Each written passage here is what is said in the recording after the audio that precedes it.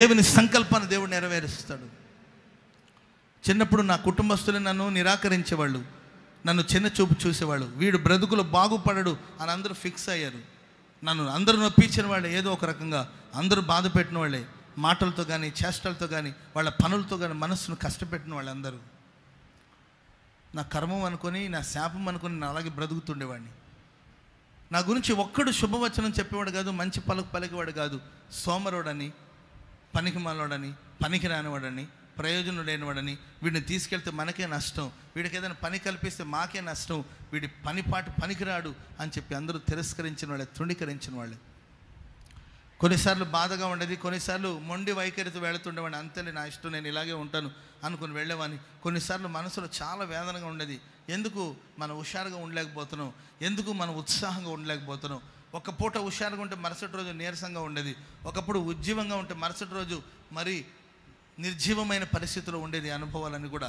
అలా బాధపడుతున్న పరిస్థితులు. కానీ సర్వశక్తిని దీవెన నా మీదకి వచ్చిందండి. సర్వశక్తి గల దేవుడు తన అద్భుతమైన స్వరూప దర్శనం నాకు అనుగ్రహించాడు. హల్లెలూయా, చెప్పండి గట్టిగా హల్లెలూయా. నేను దేవుని యొక్క దర్శనాన్ని చూశాను, దేవుని దర్శనానికి లోబడ్డాను. ఒక దర్శనం, యేసన్న గారు మా ఊరు వచ్చారండి. మా ఊరు వచ్చినప్పుడు ఇలాగే ఆదివారపు ఆరాధనలో యేసన్న గారు వాక్యం చెప్పారు. ప్రార్థన అంతా అయిపోతుందండి, యేసన్న గారు లీడ్ చేస్తున్న ప్రేయర్ జరుగుతుంది. నేను అప్పుడు మోకరించి ప్రార్థన చేసుకుంటున్నాను. అప్పటికి నా ఫ్యూచర్ని గురించి నేను బాగా దీర్ఘంగా ఆలోచిస్తున్న సమయాలు అవి. నేను ప్రార్థన చేస్తుంటే నాకు ఒక దర్శనం అండి. సేవ చేయడం, సేవకుల చుట్టూ తిరగడం నాకు పెద్దగా ఇష్టం ఉండేది కాదు. సేవ అనే మాట నాకు బహు కష్టం కలిగించేది. ఎందుకంటే సేవకులు పడుతున్న కష్టాలు, సేవకులకున్న ఇబ్బందులు, సేవకుల గురించి మనుషులు గుసగుసలాడడం, ఇవన్నీ కూడా విన్నప్పుడు ఇది కూడా ఒక బ్రతికేనని అనిపించేది. ఏదైనా చేయొచ్చు కానీ సేవ మాత్రం చేయకూడదు, ఏదైనా అవ్వచ్చు కానీ సేవకుడిగా మాత్రం మారకూడదు అని నేను మనసులో స్థిరపరచుకున్న రోజులు అవి. సేవను గురించిన థింకింగ్ కానీ థాట్స్ కానీ ఎక్కడా లేదండి. మరి అలా మనసును కఠినపరుచుకున్న రోజులు. దైవజనులు యేసన్న గారు వాక్యం చెప్పి ప్రార్థనలు నడిపిస్తున్నారు. అప్పుడు నేను ప్రార్థనలు ఏకీభవించానండి. ప్రార్థన చేస్తుంటే ఆ ప్రార్థనలో నేను ఒక దర్శనం చూశాను. నాకు నేను ఇప్పుడే చూశానేమో అన్నట్టుందండి ఆ దర్శనం. యేసన్న గారు ఆ మీటింగ్ అంతా అయిపోయి వెళుతున్నట్లు దర్శనంలో నేను చూస్తూ ఉన్నాను. తీరా ఆ గుమ్మం దగ్గరికి వెళ్ళిన తర్వాత అక్కడ నిలిచి యేసన్న గారు నా వైపు తిరిగి నన్ను రమ్మని పిలుస్తున్నారు. అందరూ ప్రార్థన చేసుకుంటారు, నేను ఒక్కడనే కూర్చున్నాను. నన్ను రమ్మని ఇది దర్శనంలో జరుగుతూ ఉంది. రమ్మని పిలిచారు. రమ్మని పిలిచేసరికి నేను అన్నాను, నీవే రా అన్నారు. ఎందుకు అన్నాడు, రమ్మని పిలుస్తున్నాడు యేసన్న గారు. సరే, నేను ఆ కళలో దర్శనంలోనే వెళ్ళి యేసన్న గారి దగ్గరికి వెళ్ళాను. వెళితే యేసన్న గారు అన్నారు, నీవు నన్ను వెంబడించమని చెప్పారు. ఎందుకు వెంబడించాలని యేసన్న గారిని? సరే, నేను సేవకుడిని కాదు, సేవ చేయాలనే కాన్సెప్ట్ లేదు, సేవ చేయాలనే ఉద్దేశం కూడా లేదు, ఎందుకు నేను వెంబడించాలి యేసన్న గారి? పలు ఆలోచనలు నన్ను తొలుస్తూ ఉంది. ఆ దర్శనంలోనే యేసన్న గారు నన్ను రమ్మని తొందర చేస్తున్నారు. వెంటనే నా చేతిలో ఏదేదో ఉన్నాయండి, అవన్నీ కూడా విడిచిపెట్టి మరో మాట మాట్లాడుకుంటే యేసన్న గారిని నేను ఫాలో అవడం ప్రారంభించాను. అంతేనండి, ఆ దర్శనం అంతటితో ముగించబడింది. తర్వాత ప్రార్థనలు అయిపోయిందండి. ఆ దర్శనం చూసిన ఆ మరుక్షణం నుండి నా మనసు అంతా కలవరంగా ఉంది. కూర్చోలేకపోతున్నాను, నిలబడలేకపోతున్నాను. ఏదో బాధ, ఏదో భయం, ఏదో కలవరం, ఏదో చేయాలి, ఎక్కడికో వెళ్ళాలి, పిచ్చోడ్లాగా ప్రవర్తిస్తున్నాను. ఏం చేయాలో నాకు తోచట్లేదు. కూటమి అయిపోయింది, జనమంతా వెళ్ళిపోయారు. అన్నం తిందామని వెళితే అన్నం తినబుద్ధి కావట్లేదు, కూర్చుంటే కూర్చున్న బుద్ధి కావట్లేదు. సరే, కాస్త విశ్రాంతి తీసుకుందామంటే పడుకునే బుద్ధి కావట్లేదు. కలవరం ఉంది. నేను యేసన్న గారి దగ్గరికి వెళ్ళేంత వరకు నా మనసు పరితపిస్తుంది. సరిగ్గా సాయంకాలం యేసన్న గారు అదే మా ఊర్లో ఒక హోటల్ రూమ్లో ఉన్నారండి. నేను తిన్నగా యేసన్న గారి దగ్గరికి వెళ్ళానండి. మరి నా ధైర్యం ఏంటో తెలీదు, మరి నన్ను ఎవరు నడిపించారో కూడా తెలియదండి. నాకు సరిగా అప్పుడు 18 సంవత్సరాలు. యేసన్న గారి గురించి పెద్ద పరిచయం కూడా లేదండి. ధైర్యం చేసి యేసన్న గారి దగ్గర తిన్నగా ఆయన హోటల్ రూమ్కి వెళ్ళాను నేను. సరే, మా ఇంట్లో వాళ్ళని కన్సల్ట్ చేసింది లేదు, ఇంట్లో వాళ్ళని అడిగింది లేదు, ఇంట్లో వాళ్ళతో మాట్లాడింది కూడా లేదండి. నేను తిన్నగా యేసన్న గారి దగ్గరికి వెళ్ళి ఆయన కలుసుకున్నానండి. కలిసి యేసన్న గారితో చెప్పాను, యేసన్న గారండి, నేను మీతో కలిసి సేవ చేస్తున్నట్లు దేవుడు నాకు దర్శనం చూపించాడు, నేను మీతో కలిసి సేవకు వస్తానండి అని యేసన్న గారిని అడిగాను. అప్పుడు అన్న నన్ను చూసి, అబ్బాయి ఎవరు, ఏంటి ఇంత వచ్చి డేరుగా అడుగుతున్నాడని, సరే ఏంటి నీ ఉద్దేశం ఏంటి? నేను సేవ చేయాలండి, దేవుడు నాకు ఇలా చూపించారు అని అన్నాను. అప్పుడు యేసన్న గారు అన్నారు, సరేనా, ఇక్కడ పాస్టర్ గారు ఉన్నాడు కదా, 1 సంవత్సరం రోజు ఆ పాస్టర్ గారికి తోడుగా ఉండు, ఆ తర్వాత నేను నిన్ను పిలిపిస్తాను గుంటూరుకి, అప్పుడు నీవు సేవ చేస్తావులేని. అంటే నేను నా సొంత ఆత్మలో తీవ్రత కలిగి చేస్తున్నాను అనుకున్నారేమో. మొత్తం మీద 1 ఇయర్ ఇక్కడ వెయిట్ చేయటప్పుడు ఆ తర్వాత నేను నిన్ను పిలిపిస్తాను గుంటూరుకి అని యేసన్న గారు చెప్పారు. అప్పుడు నాకు తెలుగు భాష మాట్లాడడం కూడా రాదండి. యేసన్న గారితో నేను తమిళ్లో మాట్లాడాను. సో ఏసన్ గారు 1 year వెయిట్ చేయి, మళ్ళీ నేను పిలిపిస్తానని ఏసన్ గారు చెప్పడం జరిగింది. సరే నేను తిరిగి వచ్చేసాను. అన్నని మనం తొందర చేయలేము కదండి. వచ్చాను, తిన్నగా మందిరానికి వచ్చానండి, చర్చిలోకి వచ్చాను. వచ్చి ఆ సాయంకాలం వచ్చేసరికి 9-10 ఆ సమయం అండి. ఆ రాత్రి నేను వెళ్ళి మందిలో ఒక గది ఉందండి, ఆ గదిలో మోకరించి ప్రార్థించాను. ఏమని ప్రార్థించానంటే, ప్రభువా నీవు నాకు చూపించిన దర్శనం వాస్తవమేనా? ఇది నిజమా లేకపోతే నేనేమన్నా భ్రమపడుతున్నానా? దర్శనాలు కళలు అంతకుముందు నాకు తెలీదు, అదే ప్రప్రథమంగా నాకు కలుగుతున్న అనుభవం. అప్పుడు నేను అనుకున్నాను, నీవు చూపిస్తున్న దర్శనం నిజమే అయితే, నీవిచ్చిన ఈ దర్శనం వాస్తవమే అయితే, మరి నేను అడిగిన వెంటనే ఆయన నన్ను తీసుకువెళ్ళాలి కదా, మరి నన్ను ఎందుకు ఆగమని చెప్పాడు ఆయన అని చెప్పి నేను దేవుడితో ఇలాగే ప్రార్థించాను. ఒక మనిషితో మాట్లాడినట్లు ముఖాముఖిగా దేవుడితో నేను మాట్లాడుతున్నాను. ఏమనంటే, నువ్వు పిలిచిన పిలుపు వాస్తవమే అయితే, నీ దర్శనం సత్యమే అయితే, నేను మరలా రేపు ఉదయాన్నే వెళ్ళి యేసయ్య గారిని అడుగుతాను. ఏమని? అయ్యా నేను సేవకు వస్తానని. నేను అడిగిన వెంటనే అయినా మరో మాట అడగకుండా రమ్మని పిలవాలి. అలా పిలిస్తే ఈ పిలుపు నిశ్చయమైనట్లు. ఒకవేళ ఆయన కాదు అన్నాడు అనుకో, జీవితంలో ఎప్పటికీ నేను సేవ చేయను. నీవు నన్ను పిలవకూడదు, నేను సేవ చేయకూడదు అని దేవుడితో నేను ఒక మనిషితో పోరాడినట్లు పోరాడి ప్రార్థన చేసుకున్నానండి. ఇంచుమించు ఒక 2-3 గంటల దాకా ప్రార్థన చేస్తూనే ఉన్నానండి. ఆ తర్వాత ఎప్పుడు నిద్రలోకి జారుకున్నాను. ఉదయాన్నే 7-8 ఆ సమయంలో నిద్ర లేచి హడావుడిగా స్నానం చేసుకుని యేసయ్య గారు 10 గంటలకు వెళ్ళిపోతారు ఇంకా ఆ ఊరు నుండి. మరలా నేను అరిబరిగా మరలా యేసయ్య గారిని కలుసుకోవడానికి కొరకు వెళ్ళానండి. వెళితే అన్న అప్పుడే ప్రిపేర్ అవుతున్నారు, లగేజ్ సర్దుకుంటూ ఉన్నారు. మరలా నేను వెళ్ళి కనబడ్డాను. నన్ను చూసి ఏరా అని అడిగాడు. అదే అన్న నిన్న మీతో చెప్పాను కదా సేవ విషయం అంటే. అన్న నా వైపు కాస్త తీక్షణంగా చూసి, సరే ఎప్పుడు వద్దాం అనుకుంటున్నావు అని అడిగాడు. యేసయ్య గారితో నేను, అన్న రేపే వద్దాం అనుకుంటున్నాను అన్నాడు. అటైతే వచ్చేయమన్నాడు. చెప్పలు కొడదాం అందరు గట్టిగా. హల్లెలూయా. పిలుపును స్థిరపరచుకున్నాను. అప్పటి వరకు నా కుటుంబస్తులతో కూడా నేను కన్సల్ట్ చేయలేదండి, ఇంట్లో వాళ్ళతో కూడా చెప్పలా. యేసయ్య గారు సరే బయలుదేరి నువ్వు డైరెక్ట్గా గుంటూరు వెళ్ళిపో, నేను పలానా చోట మీటింగ్కి వెళ్తున్నాను, నువ్వు డైరెక్ట్గా వచ్చేసి అని చెప్పేసి యేసయ్య గారు చెప్పి ఆయన గారు వెళ్ళిపోయారు. అప్పటిదాకా నేను ఏ దాంట్లో ఉన్నానో నాకే తెలియదండి. యేసయ్య గారు వెళ్ళిన తర్వాత నాకు వెలుగు వచ్చినట్టుంది. అప్పుడు మెలుగు వచ్చినట్టుంది. మెలుగు వచ్చి ఏంటి నేను ఎందుకు వచ్చాను, ఏం మాట్లాడాను నేను యేసయ్య గారి దగ్గర, ఎందుకు వెళ్ళాను నాకు అర్థం కావట్లేదండి. ఏదో ఒక ఆత్మ నన్ను అలా నడిపించినట్లు అనిపించింది. ఆ తర్వాత బలహీనంగా నీరసంగా ఇంటికి వచ్చాను. ఇంట్లో వాళ్ళతో ఈ విషయం చెప్తే అందరూ, ఏమోరా నీకు బుద్ధి ఉందిరా, అసలు మెంట్లా, నీకు పిచ్చా, నీకు ఏం చేస్తున్నావు తెలుసా, నీకు ఎక్కడికి వెళ్తావురా, నువ్వు పెద్ద పోటుగాడు అనుకున్నావు, ఎక్కడికి వెళ్తావురా, నువ్వు ఏం చేస్తావురా, ఏమొచ్చినా నీకు సేవ చేయడానికి, అయినా సేవ చేయడం ఏంట్రా, మనకేంట్రా అంత కర్మం, సేవ చేయాల్సిన కర్మం అని మా అమ్మ మా ఫ్యామిలీ మెంబర్స్ అంతా కూడా వీడికి పిచ్చి అన్నీ అయిపోయింది, ఇప్పుడు దీంట్లో దిగుతాడేమో అని రకరకాలుగా మాట్లాడారండి. నా చెవులు ఒకటే వినబడుతుంది, యేసయ్య గారు రమ్మన్నారు, నేను వెళ్ళాలి, దేవుడు నన్ను పిలిచాడు, నేను దేవుని సేవ చేయాలి. హల్లెలూయా. ఫ్రెండ్స్ వచ్చారు, మా అన్నదమ్ముళ్ళు వచ్చారు, అందరూ కూడా ఏ పిచ్చా నీకు, లైఫ్ స్పాయిల్ అయిపోతుందిరా, జీవితం పాడైపోతుంది, ఇదిగో చదువు మధ్యలో వదిలేసి వెళ్ళిపోతే తర్వాత ఏం చేస్తావు, నా మాట నువ్వు ఆలోచించుకో, ఓ 10 రోజులు టైం తీసుకో, ఆలోచించమని ఎంతమంది చెప్తున్న ప్రియులరా. నా మనసంతా దేవుణ్ణే కోరుకుంటుంది. నా దేవుడు నన్ను కోరుకుంటున్నాడండి, నన్ను పిలుస్తూ ఉన్నాడు. అంతేనండి. మరుసటి రోజే టైం కూడా తీసుకోలేదండి. సోమవారం రోజు యేసయ్య గారితో మాట్లాడి నేను క్లియర్ చేసుకున్నాను. మంగళవారం రోజు లగేజ్తో పాటు నేను బస్ స్టాండ్లో కూర్చున్నానండి బయలుదేరడానికి. ఆలోచించలేదు, ఎవరు నేను అడగలేదండి. బయలుదేరి మరి నేను సేవకు బయలుదేరి వచ్చాను. వస్తూ ఉన్నప్పుడు ఒకవైపున భయంగా ఉంది, ఒకవైపున బాధగా ఉంది, ఒకవైపున కలవరంగా ఉంది. నేను ఉండగలుగుతానా, నేను నిలబడగలుగుతానా అని రకరకాలమైన సమస్యలు నన్ను ఛేదిస్తుంది, వేధిస్తుందండి. ఏం చేయాలో అర్థం కావట్లేదు, ఏడుస్తున్నాను, ఒంటరిగా ఉన్నాను, భయంగా ఉంది, భాష రాదు, మాటలు రాదు, బయట ప్రపంచం తెలీదు, ఇక్కడ ఎవరు నాకు తెలీదు, నేను ఎక్కడికి రావాలి, ఎక్కడికి వెళ్ళాలి, ఏదో భయం.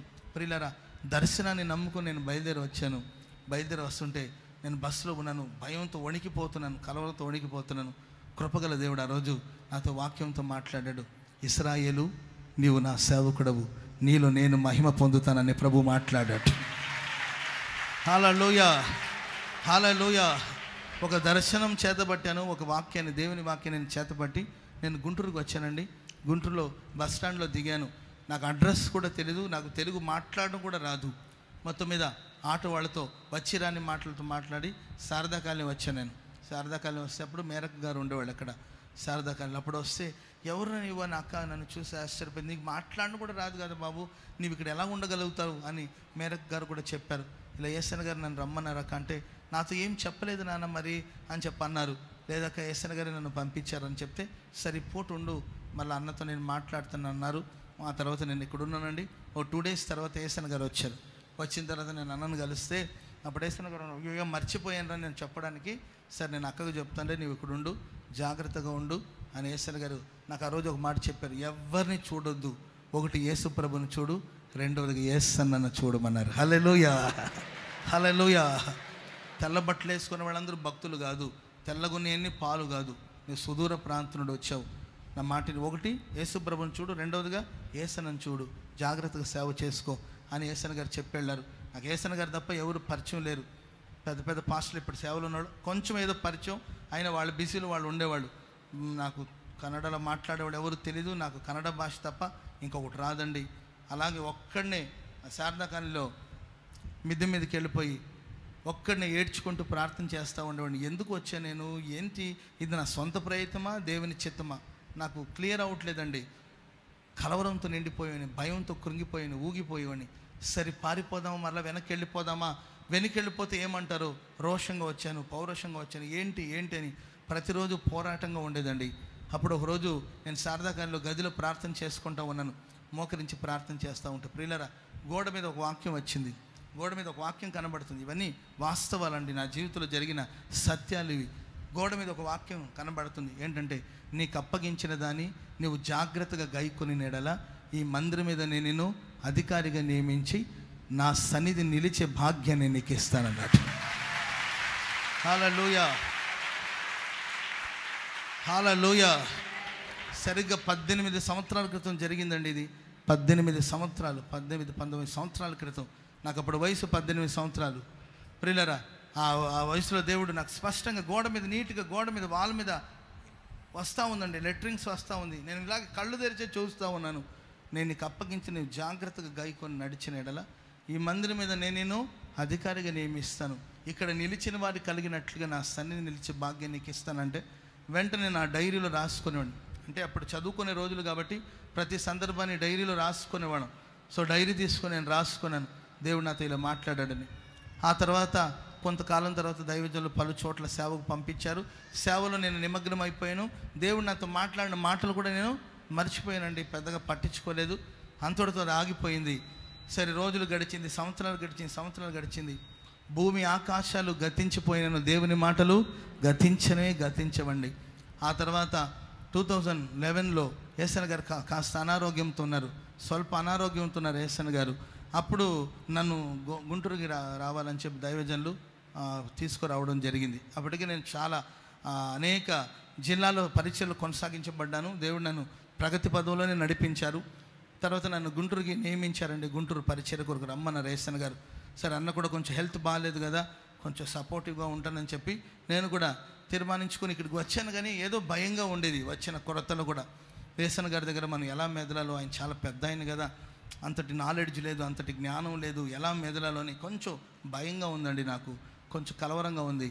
ఆ సమయంలో మరి నేను నాకు అప్పగించిన పని కూడా చేయకుండా నేను ఇదే గోరంట్లలో పైన గదులు నేండి, ఆ గదిలో నా గది ఒకటి ఉంది, ఆ గదిలో నేను వెళ్ళి ప్రార్థన చేసుకుంటూ ఉంటే నాతో ఉన్న పాస్టర్స్ అంతా కూడా, అబ్రాహ్మణ ఎందుకు భయపడతావు, అన్నీ మంచి జరుగుతుందిలే, కంగారు పడద్దు, 4 రోజులైతే అంతా సర్దుకుంటుంది, భయపడద్దు అని నాతో ఉన్న పాస్టర్స్ అంతా చెప్తున్నారు. ఇంత పెద్ద చర్చి కదా, ఇక్కడ నేను ఎలా మెదలాలో, మరి యేసన్న గారి దగ్గర నేను ఎలా ఉండాలో భయంగా ఉంది. ఇప్పటివరకు దూరంగా ఉన్నాను, ఇట్స్ ఓకే సరిపోయింది, ఇప్పుడు అన్నకు దగ్గరగా ఉండాలి, మరి ఏదైనా మిస్టేక్ జరిగితే మరి కోపడతారేమో, అన్న కోపడితే నేను తట్టుకోలేను అని చెప్పి ఏదో భయంతో కలవరంతో నేను ఆ పై గదిలో ప్రార్థన చేసుకుంటా ఉన్నానండి. ప్రార్థన చేసుకుంటుంటే సరిగ్గా 15 సంవత్సరాల క్రితం నేను చూసిన అదే దర్శనం అండి, మరల గోడ మీద వాక్యం అలాగే రన్ అవుతా ఉందన్నమాట. హల్లెలూయా, హల్లెలూయా. మరల గోడ మీద ఆ వాక్యం అలాగే పోతా ఉందండి. ఏమనంటే, నేను నీకు అప్పగించిన దాన్ని నువ్వు జాగ్రత్తగా గైకొని నడిచిన ఎడల ఈ మందిరం మీద నేను నిన్ను అధికారిగా నియమిస్తాను, ఇక్కడ నిలిచిన వారికి అనుగ్రహించబడినట్లుగా నా సన్నిధిని నిలిచే భాగ్యాన్ని నీకు ఇస్తానని మరలా అదే సేమ్ వాక్యం సెంటెన్స్ జకరీలో రాయబడిన మాట అండి, అది సేమ్ వాక్యం మరలా గోడ మీద నాకు కనిపించింది. అప్పుడు నా మనసులో ఒక విశ్వాసం కలిగింది, నా పట్ల ప్రభు ఏదో చేయబోతున్నాడు.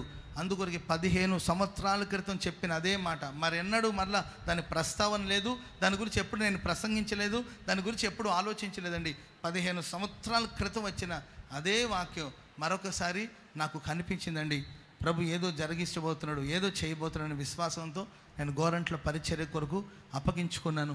నాకు అప్పగించిన పనిని జాగ్రత్తగా నేను గైకొనడం, దైవజనులకి సన్నిహితంగా ఉండడం, దైవ సేవకుల మనసుని సంతోషపెట్టాలని చెప్పి రాత్రి పగలు శ్రమించడం ప్రారంభించాను. యేసన్న గారికి ఆదరణగా ఉండాలని కోరుకున్నాను. నా సాధ్యమైనంత వరకు యేసన్న గారికి ఎక్కడ బాధ కలగకుండా, సాధ్యమైనంత వరకు యేసన్న గారికి ఆదరణగా ఉండాలని ప్రయత్నించి పరిచర్యలో నేను నిమగ్నమయ్యానండి. సర్వశక్తి గల దేవుడు, భూమి ఆకాశాలు గతించి ఆయన మాటలు గతించవు గనుక ఆయన నా 18 ఏట నాకు ఇచ్చిన మాటలన్నిటిని కూడా నిశ్చయముగా నేడు జరిగిస్తూ ఉన్నాడు. చప్పట్లు కొట్టి ప్రభుని స్తుతిద్దాం గట్టిగా, కొట్టండి గట్టిగా. హల్లెలూయా, హల్లెలూయా, హల్లెలూయా. ఎవరో ఇస్తే వచ్చింది కాదు, ఎవరు పంచితే వచ్చింది కాదండి. ఇది ఆయన అనాది సంకల్పం. నన్ను ఈ విధంగా ప్రగతి పదవిలో నడిపించింది, దీవించాడు, ఆశీర్వదించాడు. తొలకరి వాన తన దీవెలతో నన్ను కప్పినట్లు తన ఆశీర్వాదంతో దేవుడు నన్ను కప్పాడు. ఆమేన్, హల్లెలూయా. ఇప్పుడు ఒకప్పుడు నన్ను దూషించిన నోరు ఇప్పుడు నన్ను స్తుతిస్తుంది. ఏ బంధువులైతే ఒకప్పుడు నా గురించి చెడుగా మాట్లాడారో ఇప్పుడు ఆ బంధువులు నా గురించి మంచిగా మాట్లాడుతున్నారు. ఎవరైతే నన్ను చూస్తేనే చేదరించుకున్నారో ఇప్పుడు వాళ్ళందరూ వచ్చి తల వంచి బాబు మా కోసం ప్రార్థన చేయమంటున్నారు. మొన్న ఈ మధ్య నేను మా ఊరు వెళ్ళానండి. అక్కడ ఎవరైతే చేదరించుకున్నారో, ఎవరైతే దూషించారో వాళ్ళందరూ కూడా శిరస వంచి తల వంచి బాబు మా కోసం ప్రార్థించమని వాళ్ళందరూ వచ్చి తల వంచుతుంటే ప్రియులరా, నేను అనుకున్నాను, దేవుడు ఒక వ్యక్తిని దీవిస్తే, దేవుడు ఒక వ్యక్తిని దీవెనతో కప్పితే ప్రతివాడు వచ్చి శిరస్సు వంచేటట్లుగా ప్రభు చేస్తాడు. చెప్పండి కూడా అందరూ గట్టిగా, కొట్టు గట్టిగా. హల్లెలూయా, హల్లెలూయా.